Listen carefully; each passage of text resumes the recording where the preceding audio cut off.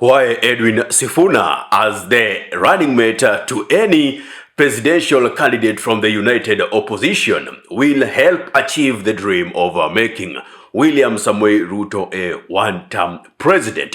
But before then, Edwin Sifuna just got chosen as the kingpin for the Luhya nation. Watch this.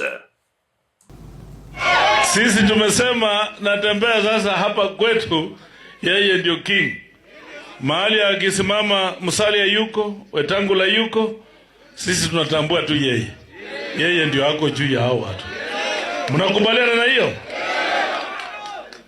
Safari ya kwenda Ikulu imeanzia hapa kwa boma ya mheshimiwa gavana Natembeya.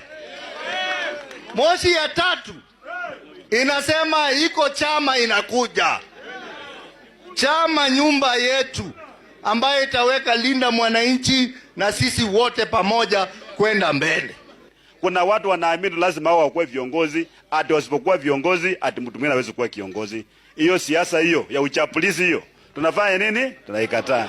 Tunasema nini? Tunasema nini? Na nyinyi mshike kura. Kuanzia kesho tunafanya mobile registration. Tumeelewana? Mwenye ana kitambulisho utauliza, tunaleta watu kutoa vitambulisho mahali unaishi hapo. Hapa Western walikuwa wanasema kuna kasumba ati viongozi hawezi kuketi pamoja wazungumze. Mambo ambayo ilikuwa imeshinda wale wengine tumeimaliza na siku moja. Nataka nichukue fursa hii kukushukuru Mheshimiwa George Natembeya kwa wewe kuamua kwamba hiki kikosi chetu cha linda mwananchi lazima tuende mpaka mwisho ili tuweze kukomboa taifa hili letu la Kenya. They said they are coming up with a political party that they will communicate to the Luhya nation. And I bet you that party will be nothing other than the Linda Mwananchi movement. Because there is nothing they will do to break Linda Mwananchi, because it is that outfit that has given Sisi ni Sifuna that kind of power that they are bewildering. And Linda Mwananchi already has the national outfit, the national phrase. In whichever part of this nation they visit, they are overwhelmingly welcome. Talk about Kisumu, the zone they were told not to set their foot in. They did. They went to Thika. They are planning to tour Western region again, which they have already done. They plan to go to even much more regions in which they have been told not to. Look at the Tononoka grounds. This Linda Mwananchi has the national outfit.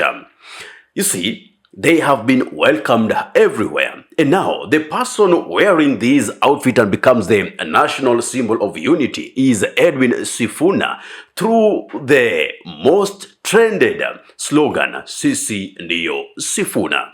Therefore, it is for the first time we are seeing the Luhya nation deciding to come together and consolidate their support, because they have just realized in unity, then they are bargaining cheap in the tables and corridors of power just becomes higher. This is in comparison to when Wetangula or Mudavadi was considered to be the Luhya nation leaders. Where is the difference? Wetangula was confined to Bungoma. Musalia Mudavadi was confined to Vihiga, the Maragoli voter. But here is a person who is uniting the entire Luhya nation. Kakamega, Vihiga, Busia, they are all coming up together. Now, somebody would ask the question, why then is Ahmed saying if he is made to be the deputy president or a running mate to a flag bearer to the liking of the united opposition, it would make Ruto a one-term president. Why not have Edwin Sifuna as the presidential flag bearer? Well, this is a case of benefit of doubt. Remember, it is for the first time that the Luhya nation, after a long time, demonstrating that they are going to vote as a bloc. So unless they prove it, until now, we are judging them with history. Going to the central region, they have always had their unshaken voting pattern, which is always relegated towards a specific direction. They have remained loyal to it. That is why it is just imminent if they work with either Rigathi Gachagua wa Munyoro, Stephen Kalonzo Musyoka, Fred Matiang'i, Martha Karua, Justin Muturi, and Eugene Wamalwa.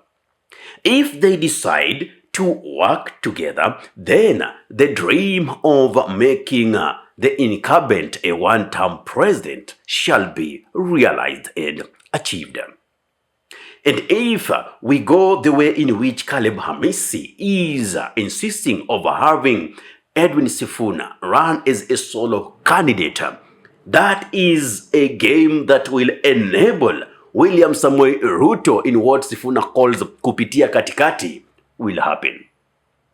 Now, in political terms, I'll call it the politics of simple, organized minority and a complex disorganized majority. If everybody decides it is their interest first. But I'm happy, for the first time, at least we have politics that are citizenry-centered. Politics in which the citizen is seen as the ultimate decision maker in elections.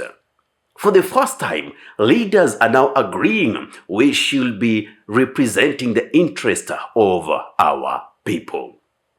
And that can only be done with unity.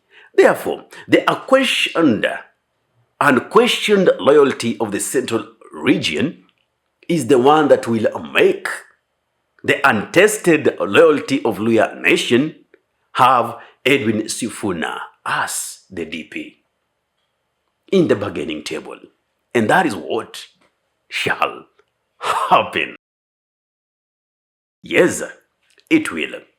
Because Edwin Sifuna, the best package that gives him power is being able to traverse every region with Linda Mwananchi in this nation. Meaning, if they consolidate the central region votes with the Luhya nation votes, then a little from Luo Nyanza, coastal region, and other regions, then it is undoubtedly that they shall deliver victory. What is your take? What is your thought? Give me that in the comment section. Ahmed Khalif is my name for the Unscripted Talks here in Dub Radio. If you love content of this nature and are watching from my YouTube channel, kindly subscribe and press the notification button so anytime that we are live or we upload content of this nature, you'll be the very first person to be notified.